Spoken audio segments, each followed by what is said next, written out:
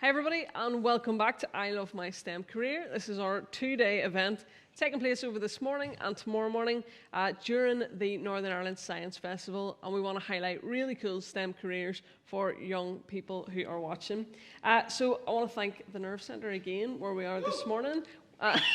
And I would also like to thank the Ormo Baths, who aren't here to cheer for themselves, for hosting the events, and Starticus, Northern Ireland Science Festival in collaboration with Pulsar, the NI Online Hub for Women in STEM, and also Matrix, the Northern Ireland Science Industry Panel, for putting this important event together. Oh, that's quite hard to say. He's going to make that a wee bit shorter, like that's nearly impossible.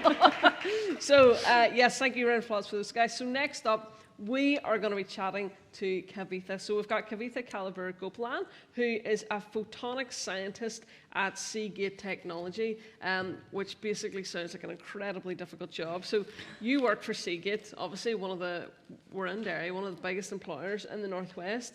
But like photonics scientist, has anyone heard of that? No, never, ever. So it sounds very unusual. I'm not even quite sure what it is. Can you explain to us what you do on a day-to-day and what your job actually entails? Okay. So photonics is the science of using light to do stuff.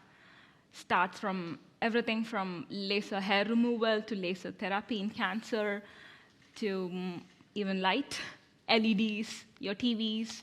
Everything is made by a photonics scientist. So at Seagate, we are trying to, so I guess you all know that Seagate, we make hard drives. So my job is to make hard drives smaller for the next generation hard drives.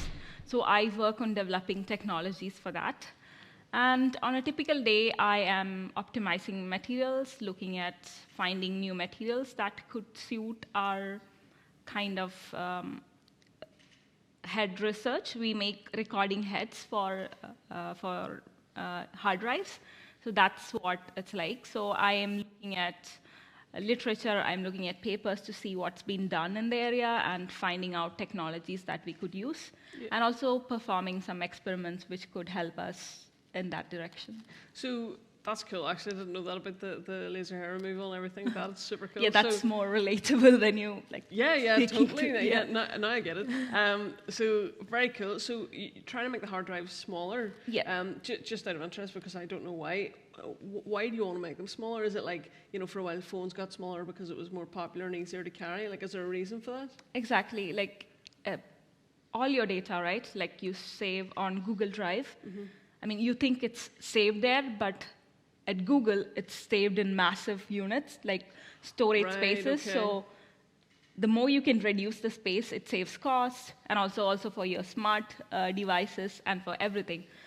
Like when we started data, like maybe a kilobyte of data was saved, like a few kilobytes was saved in a big floppy disk. Yeah. But from that, we have come to a place where we have such a small pen drive or our phone cameras, which can hold so much data. That's incredible. I did not know they had big vats. Did you know that? They had big things? Did you just think it was up in the sky somewhere? Like me? I just thought it was like, see when they said the cloud, I was like, cloud, lovely. That's amazing, very interesting. Yeah, so for anyone who's listening and thinks that sounds very interesting like I do, what kind of subjects, maybe at school, or what kind of degree would you recommend people go for? So for me, I started my bachelor. It was an integrated master's, also in photonics, so I was focused right from the beginning. But if I were to go back and start, I would start a basic physics career, or even an electronics engineering career, where, like studies, where you can pivot to this kind of a research. Yeah. And in school, I studied normal physics, maths, chemistry, and a bit of computer science. But computer science I don't really use, but when I was in school, I was curious about it, so. Yeah, so it is interesting. I haven't heard of like a pure photonics degree, but obviously physics is a good place to start if you're interested in that kind of thing, which is just fascinating, because I would have just assumed that was like software engineering or something like that. So it's interesting to see all the different jobs that you could have. So obviously you're in the world of work now, but is there anything kind of about the world of work that you wish, when you were 16, 17, 18, the age of the people who are watching, anything you wish you knew that was a bit of a surprise to you? Grades don't matter. When you're in school, you Don't normally... say that to the students, the teachers are going to go... No, I mean, they matter to a point where you need them to get into university, but after you are in university, or you have to focus on really understanding the subject and focusing on getting more experience. So just bookish knowledge doesn't help, and you have to build that curiosity while you're in college. Yeah. Grades don't matter as much as your ability to work well or approach a problem in a scientific manner. I think actually I would probably agree with that from a just studying point of view. I mean, they matter massively in school, is what I've been told to say here. So they matter massively, for you to get through to uni. But once you get to uni, it is kind of more about that experience and taking it in. It's not really rote learning and things. So that's a really good point. And what about kind of how you've progressed through your career? You're saying there about the grades don't matter as much. What do you think has been more important, your education or the experience that you've had? I think education kind of helps you get the experience. For instance, while I was doing my bachelor and master's, I tried to gain experience by going on internships, and that massively helped me get a scholarship for the PhD. So experience matters in the sense that you can learn all from the textbook, but to actually go there and make something, fabricate something, and go through this whole cycle of doing experiments helps way more in tech and science careers, I feel. And did you kind of, this is just something with the speakers today I'm really interested in. Whenever I was in sixth form, I had no clue what I wanted to do. Did you always know? I guess I'm kind of sitting there, I can't imagine you being 5 and being I really want to make really small hard drives, I really want to revolutionize how hard drives are. Did you always know that you were going to work in physics in a way, or was that something that just happened?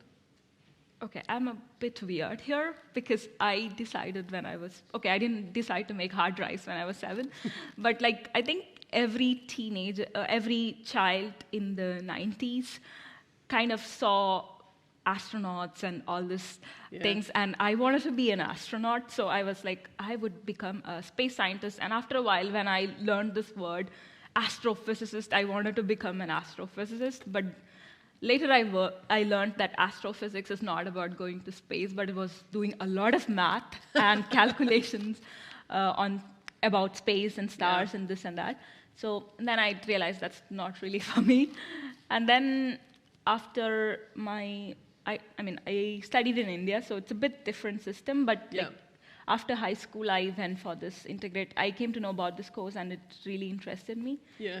But I kind of wanted to be in science, right, when I was 7 or 8. Yeah, I think a lot of people because astronaut seems to be one of the top things.